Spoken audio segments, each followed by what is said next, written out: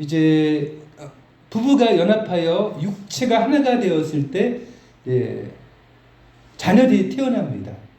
근데 자녀들이 태어남에 있어서 하나님이 그 자녀들의 믿음의 계승을 이루는 것, 신앙의 계승을 이루는 것이 성경에서 우리 가장 중요하게 여기는 가정을 세우신 목적이라는 것이에요. 경건한 자손을 얻고자 하는 것이에요. 요금 이렇게 되어 있어요. 여호와는 영이 유효하실지라도 오직 하나를 짓지 아니하셨느냐. 이게 뭐죠? 그 남편이 있고 여성이 있죠. 성이 두 개예요. 근데 요즘에는 막 이렇게 막 여자가 남자가 되기도 하고 남자가 여자가 되기도 하죠. 그 트랜스젠더라고 그러고 어디 다른 요즘 해외에서는요 성을 바꿀 수도 있어요. 자기가 그 성을 가지고 이제 한 몇 년을 살다가 마음에 안 들면 이제 가는 거예요. 그래가지고 나 이제 여성으로 살고 싶지 않고 남성으로 살겠다. 그럼 그걸 나라에서 인정을 해줘요. 좀 그런 나라도 있어요. 근데 이런 것들은 다 뭐냐면 이 시대가 타락한 시대가 갖는 타락의 한 모습이라는 것이에요. 하나님은 분명히 영이 유효하실지라도 남자 여자 말고 다른 성도 만들 수 있고 또 지금 한 아내와 한 남편 외에 또 다른 여러 남편들과 여러 부인들을 주실 수도 있지만 경건한 자손을 얻기 위하여 한 남편에게 한 아내를 주셨다는 거예요.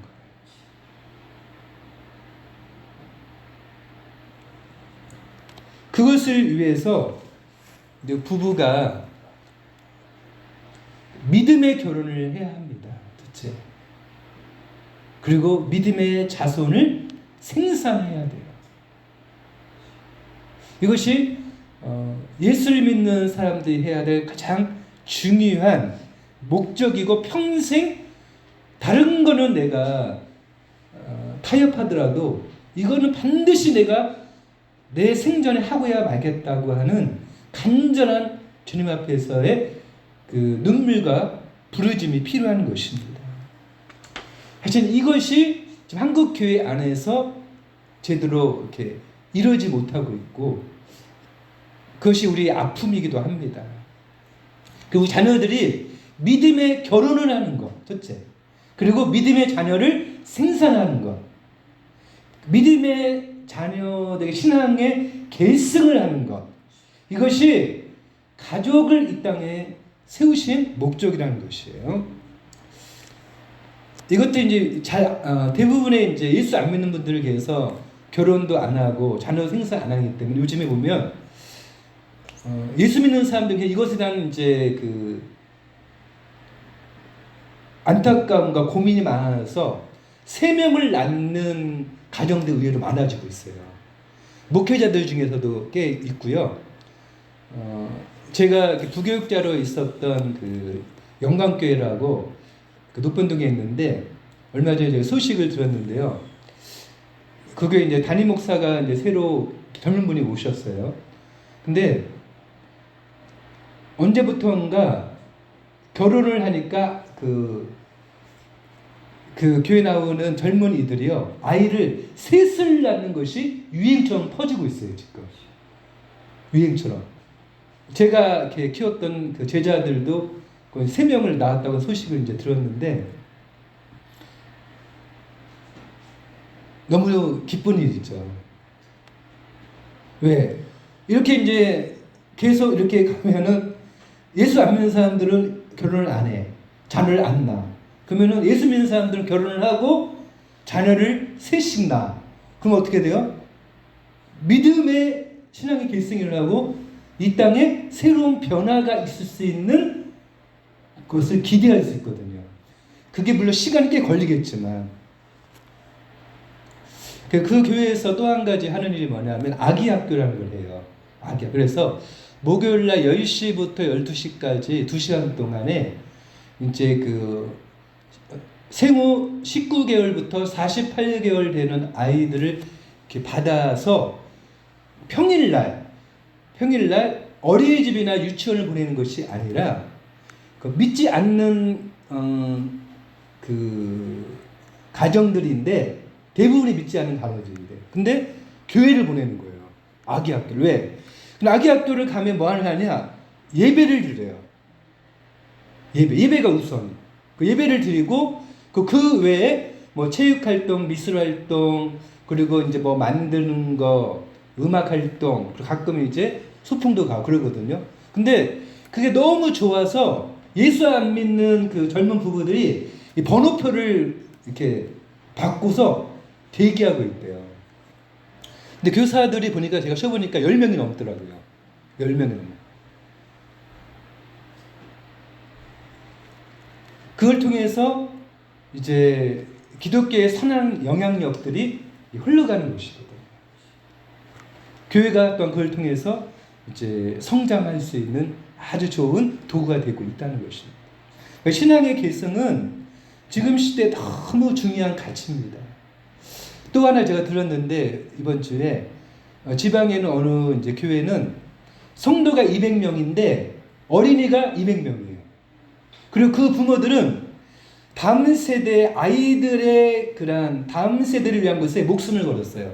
그 어떤 일까지 일어나냐면 이제 그 아프리카의 어린 아이들을 이 교회가 이렇게 초청을 해가지고 어린이 이제 전도 어린이 대회라는 걸 해요. 근데 그거 하려면은 이제 비행기 값도 필요하고 뭐 먹는 거 잠자는 거 여러 개 다 필요하잖아요. 그래서 근데 교회가 아무리 이제 열심을 내도 200명이라고 하는 숫자가 그렇게 많지가 않잖아요. 그 부모들이 뭘 하냐면 알바를 뛰는 거, 알바. 뭘 위해서? 그 이 어린이 대회를 위해서 외국에서 오는 이 어린아이를 위해서 돈이 이렇게 교회의 이 사역을 위하여 돈이 부족하니까 평일날 자기 직업 외에 알바를 해서 그 알바를 해서 헌금을 하고 그것으로 어린이 대회를 해요. 이런 교회도 있어요, 요즘에. 그만큼 그러니까 한편으로는 지금 결혼을 안 하고 자녀를 안 낳는 이러한 부분도 있지만 또 한편으로는 이것에 너무 중요한 신앙의 계승을 위하여 기도하고 있고 물질과 시간을 다 하고 있다는 것입니다. 세 번째로는 성적 범죄로부터 보호하기 위해서 하나님이 이제 가정을 주셨다는 거예요. 고린도서 7장 1절 보면 너희의 쓴말에 대하여 남자가 여자를 가까이 아니함이 좋으나 음행의 연고로 남자마다 자기 아내를 두고 여자마다 자기 남편을 두라.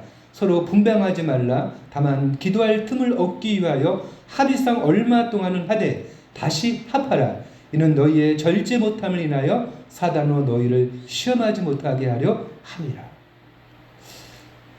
남자든 여자든 우리의 그 인간에게 하나님이 주신 본성적인 욕구가 있는데 이것을 결혼이라고 하는 제도를 통해서 가정이라는 걸 통해서 보호하기를 원하신다는 거예요. 근데 요즘에 이제 결혼을 하게 되면 많은 스트레스와 또 다른 이제 어려움들 때문에 결혼을 하지 않다 보니까 성적으로 이 범죄에 노출된다는 거예요. 그래서 혼전, 이 성관계를 이제 많은 젊은이들이 너무 당연하게 여기는 시대가 되었다는 것입니다. 하나님께서는 온전한 이 가정과 부부를 세움을 통하여서 이러한 시험으로부터 우리를 보호하시고 가정을 이루시기를 원한다는 것이에요. 결론으로 이제 건강한 가족 관계를 만드는 4L이라고 하는 부분이 이제 있어요. 이것도 아까 창순 그분이 이제 얘기한 부분인데 4L 사랑, 러브와 리미트, 루즈 인터그레이션하고 let them go 해가지고 네 가지 L자를 만든 거예요. 그리고 건강 가족을 만드는 첫 번째 사랑 당연상 이상이 뭐냐면요, 이런 사항이에요.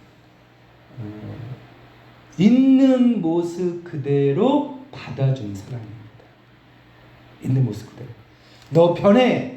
그러면 사랑할게. 너 이것을 이루어. 그러면 사랑할게. 네가 훌륭한 자녀가 되고 엄마 말을 잘 듣는 자녀가 되고 공부를 잘하고 어떤 업적을 이루면 내가 사랑해 줄 때가 아니라 있는 모습 그대로 하는 사랑. 그것이 자녀에게뿐만 아니라 남편에게, 아내에게 동일하게 흘러갈 때 그 가족이 건강하고 행복하다는. 두 번째는 그럼에도 불구하고 경계선을 인정하라는 거예요. 경계선. 이게 뭐죠? 그러니까 자녀들이나 남편이나 각자 모든 인간의 인격을 갖고 있기 때문에 자기만이 갖고 있는 어떤 보호받고 싶은 공간이 있다는 거예요. 근데 자녀의 방에 함부로 막 무조건 아무 때나 들어가고 또 자녀의 물건을 샅샅이 뒤져보고 일기장을 훔쳐보고 이런 것부터 시작해서 자녀가 듣기에 힘든 말들을 너무 쉽게 내던져서 자녀의 그 인격과 그 삶의 영역을 이렇게 쉽게 막 쳐들어오는 거죠. 절대 해서는 안 되는 말과 행동들이 있어요. 절대 해서는 안 되는 말과 행동들. 남편에게, 아내에게, 자녀들에게. 그 경계선을 인정해요. 세 번째는 그럼에도 불구하고 간섭이 없으면 안 되거든요. 교육이 있어야 되고 훈계도 필요해요. 근데 이것을 느슨한 간섭이라고 표현합니다. 이게 뭐냐면 일단은 자녀의 인생에 자기가 짓고 싶은 집을 지으라고 하는 거예요. 네가 짓고 싶은 집을 네가 지어봐. 부모는 격려해주고 박수 쳐주고 하고 싶은 거 다 해봐. 그리고 간섭을 하되 느슨한 간섭을 한다는 거죠. 그의 선택과 진로에 대해서. 네 번째는 정식적 독립과 이별인데 아까 성경 말씀대로 부모를 떠나는 거죠. 그의 물질, 그의 육체적인, 정신적인 부분에서 부모와의 어느 정도 유대를 갖는 부분이 있죠. 신앙적으로. 그러나 동시에 이별을 해야 될 때, 떠나야 될 때 떠나보내는 것. 그것이 바로 건강한 가족관계를 만들 수가 있다는 것입니다. 하나님이 우리에게 주신 이 가족은 참 여러 부분에서 가장 가깝기 때문에 어떻게 우리가 너무 이렇게 준비되지 않거나 노력하지 않은 부분들이 우리에게 많다는 것을 봅니다. 젊었을 때도 그렇고 이제 나이가 들면 들수록 이제 포기하고 살잖아요. 이제 와서 내가 무엇을 하랴, 이제 와서 내가 뭘 기대하랴. 근데 가족이기 때문에 끝까지 하나님이 우리를 통해 이루고자 하신 이 가족의 온전한 모습을 향하여 오늘도 한 걸음 더 나가야 하는 것입니다.